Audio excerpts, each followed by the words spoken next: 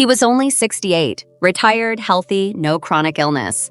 But they found him slumped in his recliner, eyes closed, mouth slightly open, TV still playing. The autopsy said natural causes, but I knew better. I've seen this too many times. What really took him wasn't a heart attack. It was something quieter, something most men ignore until it's far too late.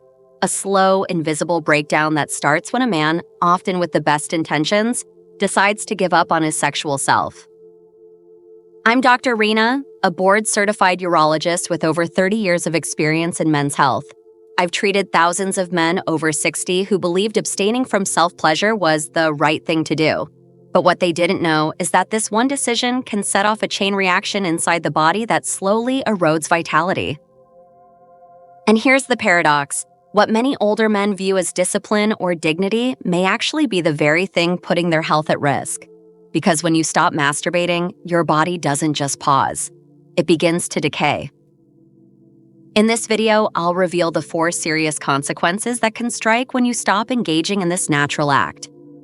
And the last one, almost no one talks about, yet it could change the way you see yourself forever. Before we begin, if you haven't already, go ahead and subscribe and turn on the notification bell so you never miss a health conversation that speaks directly to your stage of life. And if this message resonates with you, type 1 in the comments. If it doesn't, type 0 and tell me what you'd rather hear, because your voice matters, and I'm here to serve you. Now that you understand why this topic matters more than most men realize, let's get into the first and perhaps most urgent consequence of giving up on self-pleasure in your later years: the gradual, silent shutdown of your sexual function. It doesn't happen overnight, and it doesn't make a sound. But once it begins, the effects can be permanent. Let me show you exactly how it starts and why so many men don't see it coming until it's too late. 1. The silent shutdown of sexual function. I've had men sit across from me in my office, men in their late 60s, sometimes early 70s, looking confused, frustrated, even a little ashamed. They'd lean in quietly and say, "Doc, I don't know what happened. I was fine, and then, suddenly, I wasn't." What they're describing isn't uncommon. It's the slow, silent shutdown of sexual function that happens when you stop engaging with your body. And what's most heartbreaking, most of them had no idea it was even happening until it was already too late. You see, your sexual function isn't just about performance or pleasure. It's a biological system, deeply connected to blood flow, nerve health, and hormone balance. And just like any system, when you stop using it, it begins to break down. The penis, in particular, requires regular circulation to stay healthy. Without arousal, without stimulation, blood flow decreases, oxygen delivery drops, and the tissues start to change, subtly at first, but over time those changes become permanent. What used to be effortless, those spontaneous morning erections, that quick response to touch or even thought, begins to fade. And when months pass without activity, the body starts treating that function like it's no longer needed. The nerves begin to lose sensitivity. The tissues lose elasticity. Fibrosis can set in, scar-like changes that reduce responsiveness. And the worst part? It all happens quietly. No warning lights, no loud signals. Just one day you realize something's missing, and it doesn't come back. I remember one patient, a retired teacher who came in and told me he hadn't masturbated in over a year.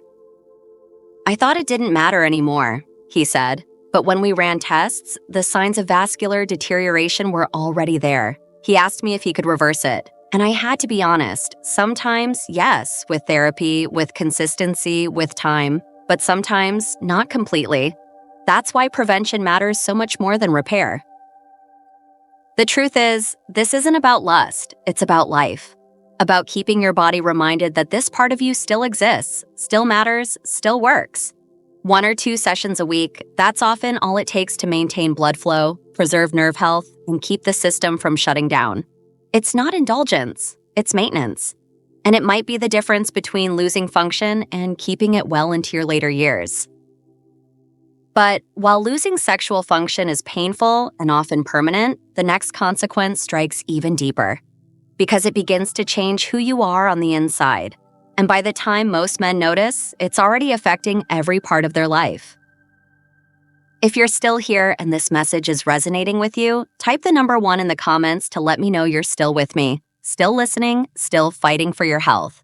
Now, let's continue with the second truth you need to hear. 2. Hormonal collapse. Testosterone drops like a stone. I remember a man named Gerald who came to see me not long after his 70th birthday.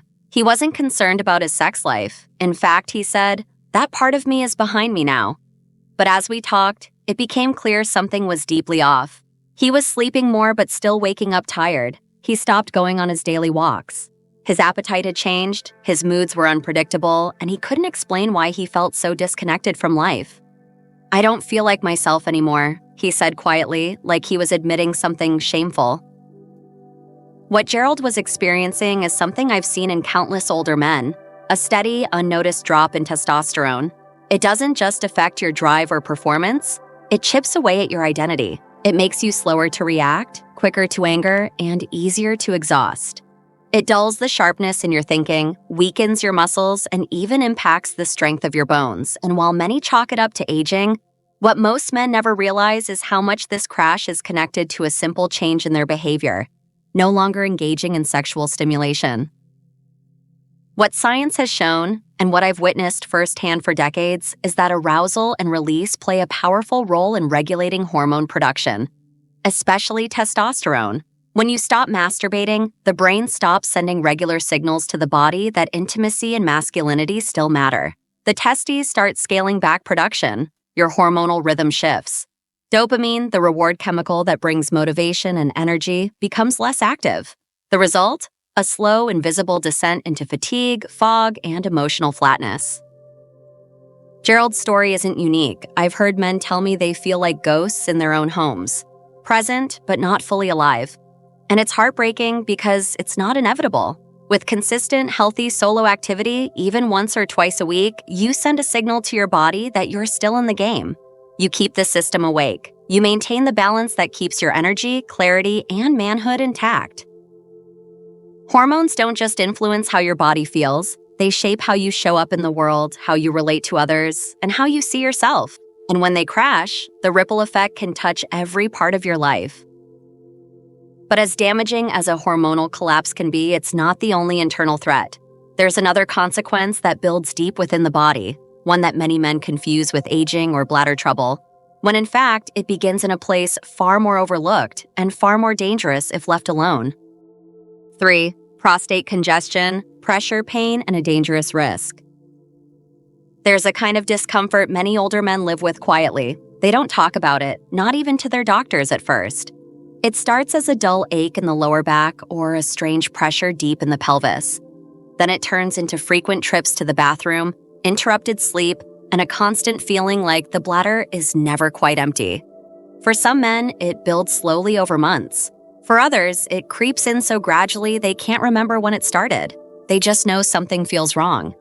And far too often, they assume it's just age catching up. But what many don't realize is that these symptoms often point to one very overlooked issue: prostate congestion caused by a lack of ejaculation.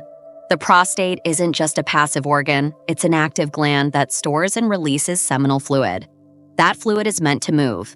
It's meant to be flushed. And when it isn't, it thickens, it stagnates, and it creates pressure from the inside out. I had a patient, Walter, who hadn't been sexually active in nearly 2 years.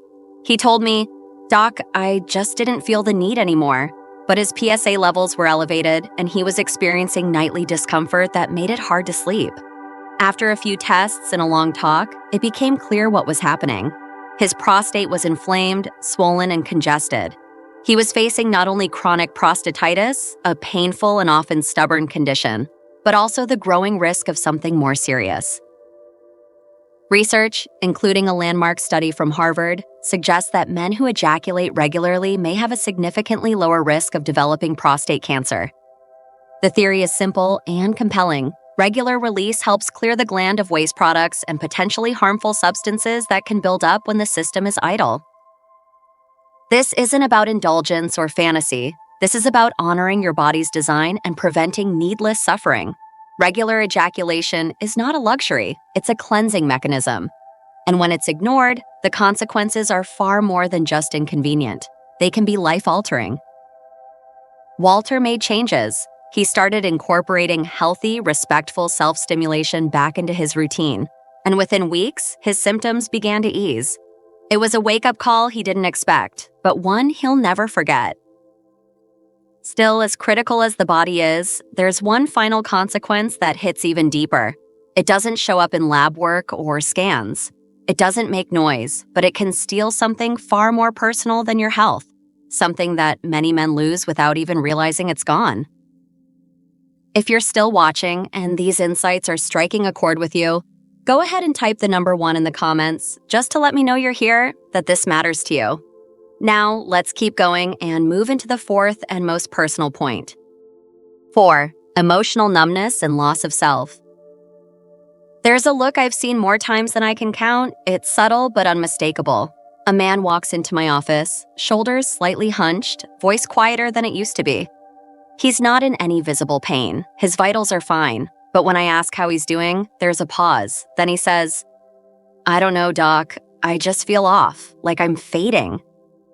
That feeling, that quiet slipping away from oneself, is something I've come to recognize as one of the most damaging effects of emotional numbness. And it often starts when a man gives up on intimacy with himself. Most men don't think of masturbation as something that affects the mind or heart. They assume it's just physical. But the truth is, when you stop engaging in that small, deeply personal act, you don't just shut down a part of your body. You begin to disconnect from who you are. You lose a sense of agency, of control, of presence. It's like a light inside begins to dim, and over time, it gets harder to find your way back to it. The neurochemicals released during arousal and orgasm, dopamine, oxytocin, endorphins, aren't just feel-good chemicals. They play a vital role in maintaining emotional balance, resilience, and even memory. Without them, it's easier to feel down, easier to isolate, easier to question your worth. I've had men tell me they stopped looking in the mirror. They didn't feel like themselves anymore, not because of something that happened, but because of something that slowly disappeared. I remember a widower in his 70s who said to me, "After my wife passed, I thought that part of life was over. But then I just started feeling invisible, like I wasn't a man anymore." That kind of grief doesn't always come from death. Sometimes it comes from abandoning a part of yourself that still wants to live. Reclaiming intimacy with yourself isn't about vanity or chasing youth. It's about reconnecting to your identity, about remembering you're still here. Still whole, still allowed to feel good, for no one's sake but your own. And I've seen the transformation that happens when a man allows himself to take that step again. His voice gets stronger, his eyes brighten, he walks with more certainty, because it's not just physical, it's personal. If any part of you recognizes what I've just described, even a little, then stay with me, because now I want to show you exactly what you need to start doing today to protect everything we've talked about, and why it's never too late to begin. 5. What you need to start doing today. If you've listened this far, it tells me one thing: you care, and that matters, because too many men ignore these changes until it's too late. They dismiss the fatigue, the emotional distance, the quiet slipping away of desire and strength as just part of getting older. But you don't have to accept that. You don't have to let your body go quiet. Today can be the day you start reclaiming something that still belongs to you. The first step is simple, but it takes courage. Give yourself permission to reconnect with your body, not out of habit, not out of boredom, but out of respect for the man you still are. Set aside the shame. Let go of what others might have told you about self-pleasure. This isn't about lust, it's about health, about vitality, about keeping your mind, your hormones, your circulation, and your sense of self alive. Start small. Once or twice a week is enough to make a real difference. It's not about frequency, it's about consistency. You're reminding your body that function still matters, that desire still exists, and that this part of you is not gone. It's just been waiting for you to return. You're triggering chemical signals that sharpen your focus, lift your mood, and help your body maintain critical systems that begin to deteriorate when ignored. Some men hesitate because they don't know where to begin. There's no right way, no perfect routine. The important thing is intention. Approach the moment not with guilt or urgency, but with awareness, with care, with the same respect you'd give any other part of your health routine, like brushing your teeth or taking your morning walk. This is just another form of daily maintenance your body deserves. And if you've gone months or even years without this kind of connection, don't be discouraged. It's not too late. I've seen men in their 70s and 80s regain a sense of vitality simply by beginning again, quietly, consistently, with purpose. The body remembers, the spirit returns, and with it comes a confidence, a warmth, a quiet knowing that you're still here, still alive, still you. But before you go thinking this is only about biology, I want you to hear something deeper. Something most men never expect. In the final moments of this message, I'm going to share the truth that brings all of this together. The part that no lab test can measure, but every man deserves to understand. The truth that brings it all together. So now you've heard the truth most men never do until the damage is already done. The silence around this topic has cost far too many their strength, their clarity, their joy, and sometimes even their identity. But not you, because now you know. You know that stopping something as natural and essential as masturbation in your later years doesn't pause anything. It begins a slow decline. A decline in your sexual function, your hormones, your prostate health, and your emotional well-being. I've seen this story unfold again and again. A man in his 60s or 70s, once full of life, starts to fade. Not because of disease, not because of age, but because he quietly turned away from the part of himself that reminded him he was still alive. I've had men cry in my office, not out of shame, but out of grief, for the years they lost, thinking they were doing the right thing by letting go of intimacy. And I've watched them come back to life when they learned it wasn't too late to reconnect with themselves. You see, this isn't about being sexual. It's about staying human. It's about honoring your biology, your emotions, and your presence in the world. When you care for this part of yourself, even gently, you tell your body that you still belong here, that you still matter. That the best parts of you aren't behind you. They're still within you, waiting to be reawakened. So if you're feeling tired, distant, unsure of who you are lately, maybe it's not your age. Maybe it's your body calling out for attention. Maybe it's the part of you that still remembers passion, confidence, and connection asking for just a little space to breathe again. Let me tell you what I tell every man who walks through my door. You are not too old, and it is not too late. Whether you're 60 or 80, the decision to reclaim your health, your energy, and your intimacy can begin right now. You don't need anyone's permission but your own. This conversation wasn't meant to make you feel guilty. It was meant to give you hope. Because while aging is inevitable, decay is not. You have more power than you think. And sometimes, all it takes is a small, quiet decision to change the direction of the rest of your life. So the question now is simple. Will you ignore what you've learned today, or will you honor yourself enough to begin again? If this message spoke to you, even in a small way, don't keep it to yourself. Chances are, you're not the only one who needed to hear this today. So if you found value in what I've shared, please take a moment to like this video. It tells me that these conversations matter and encourages me to keep creating content that supports your health and well-being. And if you know a friend, a brother, or even a father who might be silently struggling with the same questions or changes, share this video with them. You never know whose life you might impact with one simple gesture. I also want to hear from you. The comment section isn't just a space for feedback, it's a space for connection.